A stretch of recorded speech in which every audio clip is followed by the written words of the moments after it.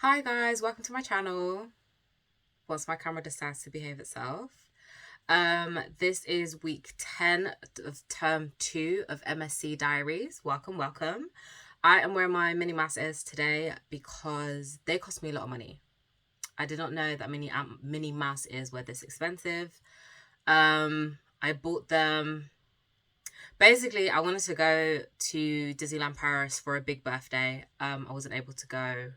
It just didn't work out. It was just stupid expensive, and I got overwhelmed trying to work out the logistics, so I ended up going somewhere else, which wasn't even my second choice. It was like my third choice. Um, was I happy about? I ended up going to Madrid. I wanted to go to Barcelona, but I ended up going to Madrid. I liked Madrid. The hotel I stayed in was definitely haunted, and I almost became a unicorn. If you know what that is, you know what that is. I'm not gonna explain. I did not become a unicorn. Let's make that clear. It's not my thing. But yeah, on my birthday, I got approached by people to become a unicorn, and I was like, Um, yeah, it was interesting trip. Hotel was definitely haunted. Anyway, Disneyland Paris finally did go. Had the best time. It was so much fun. Was it so much fun? The queuing for the rides. The queuing for the rides. Like, I feel like they should have a limit on the amount of people that can be in a park at a time, so that no ride should be over a certain, like, the wait for a ride shouldn't be over a certain time. Because I think we queued for 2 hours, either 2 to 3 hours to go on Space Mountain. I know it's not called Space Mountain anymore, but it will always be Space Mountain. To me, a child born in the 80s of the 90s. Space Mountain was so much fun. Oh, there's this other ride, yeah. Sorry, I'm going on a Disney tangent. There's this other ride that's like, I can't remember what it's called, but it's like, I couldn't even tell you where in Disneyland it is. But it's like, it wasn't the Indiana Jones ride, which was fun. I didn't expect it to go upside down though. Like, me and my friend were talking, and then we saw one of the roller coasters go by, and it like did a loop de loop, and we both looked at each other like, huh? The Indiana Jones ride was fun, but this ride, it's like, if you watch Modern Family, it's the ride that Luke and Phil go on, and there's like this bit where you go under. Also, also if you're Army, there was a clip of a girl who was at Disneyland and John Cook went live, and she was watching John Cook whilst on this ride at Disneyland, and it's like a gold mine ride. I don't know how to describe it. Like them old timey gold miney cart rides. It was that. So much fun. Best ride ever. No, Space Mountain was 2 hours. That ride we queued for 3 hours. 3 hours. 3 hours. Yeah, no. Mm-mm. Would I like to go again? Yes. I actually want to make it my mission to go to every Disneyland on all the continents. Disney cruise, I'm not really fond of cruise. Like, I'm anxious at the thought of being on a cruise. Cabins, where that water coming from, like, I'd have to like clean it and disinfect it to my standards, and that just sounds like a lot of work, and I ain't got time. But in a couple of years I will be going on a cruise for one of my older sisters' birthday. Um yeah, why am I telling you about this? My mini masters, they cost me €25. €25 is a lot of money to spend for something that you quote unquote only wear once. So I actually make it an effort to wear my mini masters in my house from time to time. And I realised I hadn't worn them at all this year. So, mini mask day. What did I want to talk to you about? I spoke to you about acupuncture last week. The effects of acupuncture I've already started to notice. My anxiety has it hasn't receded completely, but it has gotten the pressure in my chest is a lot less than it was before. I am still anxious because I'm an anxious individual, which is fun. I am still anxious because, deadlines. But yeah, it's not the crippling anxiety that it was kind of Thursday last week. So that is really good. I'm sleeping better. I'm sleeping longer. But then also, like, I've been spending hours in the library just being exhausted. And then what else did I want to say about acupuncture? Oh, like, I went to see the acupuncturist today. I didn't get acupuncture. I went to collect some tea. And he was like, do you want acupuncture today? And I was like, listen, I would love to have acupuncture today. However, I've got deadlines and sir, I need all my faculties about me to bang out this coursework. So politely, no acupuncture for me. However, I'm gonna be back soon for more acupuncture.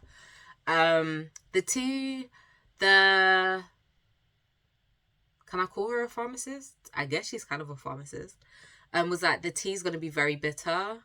So if it's too bitter for you, add sugar or honey. But I'm not a person that adds sugar or honey to my tea unless I am having my chai, my masala chai. I just call it chai, but there's different kinds of chai. I don't know if what I make is much masala chai, but it's my interpretation of chai. So when I have that, I will have honey in my hot drink. But apart from that, I'm not really a sugar to tea kind of person. And thinking about it, it's something that I stopped maybe like 14 years ago.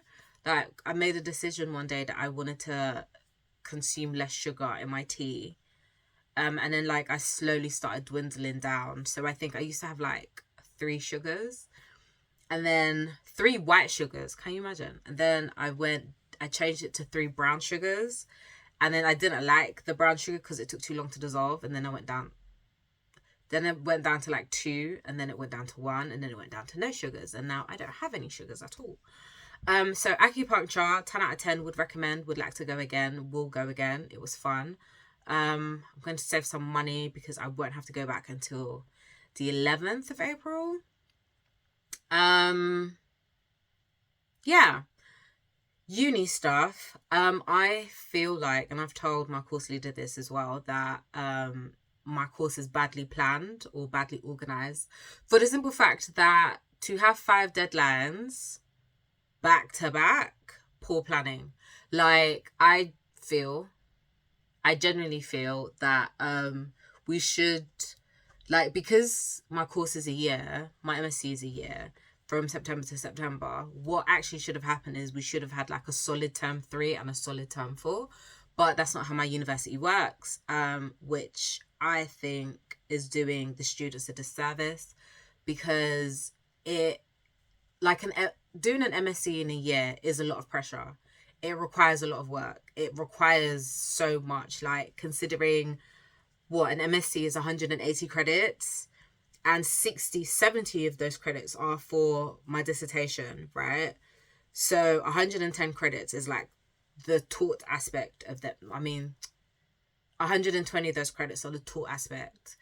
But it's a lot of pressure. And there's a lot of stress. And like, speaking to like the people on my course, like the people that I would consider my friends that I speak to, like, we're all in the same boat. Like, we're at the stage where we're just like, I don't want to do this anymore. Like, I want to go home. Like, I'm tired, Grandpa. Well, too damn bad. Yeah, that's where we are. So it's a matter of like encouraging each other, but it's stressful because, like, I'm not working at the moment, but like a lot of them, they are working. So they're juggling a full-time master's degree while working. And it's a lot of pressure. And to be honest, I know pressure makes diamonds, but I don't want to be a diamond. I don't want to be a diamond. If I was a gem, I'd be a moonstone. I'd love to be a moonstone. If you like gems, watch Steven Universe. Really enjoyed that series. Yeah, pressure makes diamonds. I don't like pressure. I don't like pressure. Pressure also bursts pipes. That's how you have mental breakdowns. I don't want it. No thanks. So yeah, I think that all universities that do 1 year master's programs should have like 4 solid teaching terms. I don't know what that means for the teachers. It's not my concern. Um, but for the students, it will make such a huge difference to the state of our mental health and our mental well-being as we try to navigate learning this new skill, um, and the amount of study that it takes, you know? Yeah, my opinion. And then as a follow up from that, having to do extenuating circumstances, which is like when you put a request in and ask for more time to complete your work, because yes, acupuncture helped me with my anxiety, but I just feel like my brain is broken. Like my brain has been like so overwhelmed for so long of like doing. There's no time to like stop and breathe and be like, okay, this is what I'm gonna do next. Like I feel like a little hamster in a hamster wheel. And by doing extenuating circumstance, I've paused that hamster wheel to be like, I need rest, or I need to recuperate. I need a break so that I can do my best work. And like being in the library every night, leaving at like 9-10 p.m. and then coming back to lectures the next morning and just doing that repeatedly, it's exhausting. It's exhausting. And yeah, doing myself a disservice. So I've decided, yeah, my lovely IKEA lamp that I think is on its last legs. So I decided to do extenuating circumstances to get more time to complete some assignments. It's not that I haven't started, well, 2 of my assignments I haven't started, but I've got extenuating circumstances for them. The other two, um, there was just so much, like I was doing them and like in the hopes of being able to submit them tomorrow, but I spent a lot of time yesterday like working through it and like tidying one of them up, and I realized like there's too much work to be done. So I'd be doing myself a disservice trying to complete both of these and submit them on Saturday. So I'm giving myself a bit more time to do my best work, and that's okay. And then the final thing that I want to talk about, to any international students, maybe, basically to anyone, really. So there was an incident at my university during the week where I came across somebody that was very distressed. I'm not going to give details, but I came across somebody that's very distressed, as somebody that is a mental health first aider. I did that training like years ago through work. Somebody that has mental health issues and can speak openly about them. And somebody that can look at somebody and notice that that person needs some assistance or that person needs some help. And basically in helping this individual, like the information that I found out, and then kind of like realizing this isn't in my remit. The thing that I can do is get you to open up and speak. And what I will then do is find the adults. Even though I'm an adult, do you get what I mean? Like, your friend is upset, okay, or somebody's upset, okay, I've spoken to you, wait here, I'm going to get an adult or somebody that can help you in the situation where I can't go beyond this point, if you get what I mean. Like, I can only help up until a certain point, but I'm going to go get an adult who can take over from the point where I've stopped and help you further. So that's what I did. And yeah, what I've come to say basically is like, if you are a student and somebody is harassing you, don't keep that in. Report them. Report them to your university, report them to your halls of residence, report them to your landlord, report them to your lecturer, report them to your well-being service, report them. Because the amount of money that you're spending to go to university First of all, that's a small car. That's a small car. The amount of money that we're spending, the cost of a small hatchback, right? So the amount of money that you're spending at university just for your education, that does not include like your travel costs. I don't even think these kids are buying books anymore, but like it's an expensive experience to partake in, right? So if you are being harassed or you have been assaulted or like something is going on, seek help, report it, speak to somebody. Even if your university does nothing, there's no follow-up that you never hear about or whatever, you've done your part, you've reported it.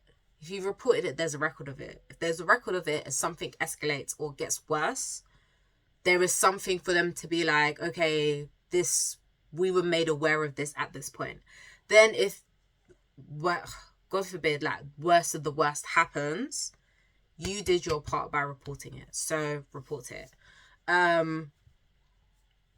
won't talk about like my personal experience and like stuff, but I think like it's vital that we use our voices and we report things, especially when we see somebody that's distressed or distraught. Like we shouldn't be turning a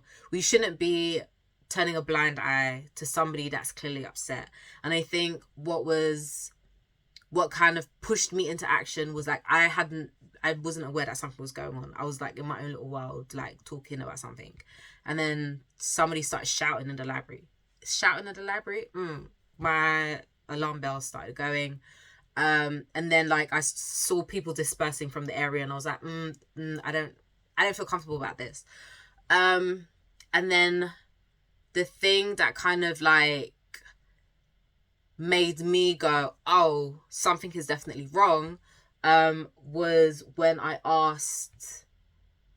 followed the individuals and I asked like, are you okay? And somebody else answered for that person and was like, they're fine. And immediately I was just like, I did not ask you. I asked them, are you okay?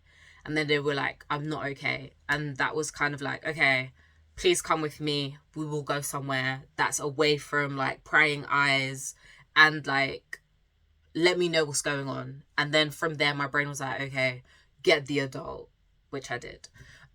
So if you see somebody distressed or distraught, please don't turn away from them. Like, just even asking somebody if they're okay. Sometimes you don't even need to like say anything. Just that they have like another person there can make a massive difference. Like even like being on the train, and like I remember like this lady sitting behind me was crying, and like I took out a pack of tissue and I just passed it back. I understand that you are upset in this moment, and I'm not going to like stare at you to be like, are you okay? But kind of like, here in this moment, have some tissue, it might help you. And then like go about your business. Like just like the smallest bits of kindness can make such a big difference to people. And like I've got the person's number, I've been in contact with them, I've checked in on them. They're doing way better than they were at the beginning of the week. So I'm really glad that they are doing better. And it's not like, oh, I'm glad because I did this great thing. No, I'm glad that this person doesn't feel as hopeless as they did at the beginning of the week. Like that act of, are you okay, has made a difference. And like getting an adult involved has made a difference. So all of this to say, if you are having a really crap time, or if you are being harassed, if you are being bothered, if you don't feel safe, report it. Report it. Nobody can beat you. Report it. And that goes for the girls, the gays, the theys, men, women, children. Report it. Like, your safety is paramount. And especially like now that I don't even know what to say we're heading towards. Everyone's like, oh, are we heading towards a recession? As somebody that's lived through a previous recession, I feel like, to be fair, there's been like so many recessions since 2020, I can't even keep track. But like since like living through like a big recession before, and kind of seeing how like people become more selfish in themselves, and the active community starts to dwindle, this is the time where we need our community so much more. And being in community with somebody means that you are a safe space for that person, and they are a safe space for you. That is what community is about. So I urge you all, anybody that's watching this, I urge you all to sustain your communities, to reach out to your communities, to make communities where you see people struggling. Like, it is important that we have each other's back and we look out for each other, especially during these times, because we don't know what these people are doing. We don't know. And when I say these people, you should know who I'm talking about. I'm talking about the government. Like, we don't know what they're doing. Like, they're serving their own self-interest. And as like the little worker bees, we need to look out for each other. That is of utmost importance. And I feel like, especially as a Black woman, it is imperative to me that my safety is paramount. The safety of other Black women is paramount. And as a trickle-on effect, if I'm safe and the Black women around me are safe, then I know that we trickle down and ensure the safety of other women. I know what other communities do. I'm not in those communities, but I know from my own experience and from my own community that I am in with other Black women is that we have each other. And when we have each other, somehow we have everybody else. So yeah. I don't want to say that was a bit of a downer, but yeah, this week was a lot. It was very heavy and it was a bit scary, if I'm honest. One day I'll talk about the girl that went missing when I was at undergrad. I still think about her a lot, but yeah, it's important that we are in community with each other and we keep tabs on each other and we make sure that each other is safe, because the world is big and it's scary. So yeah, on that note, I'm going to go because I have coursework to do. Yay.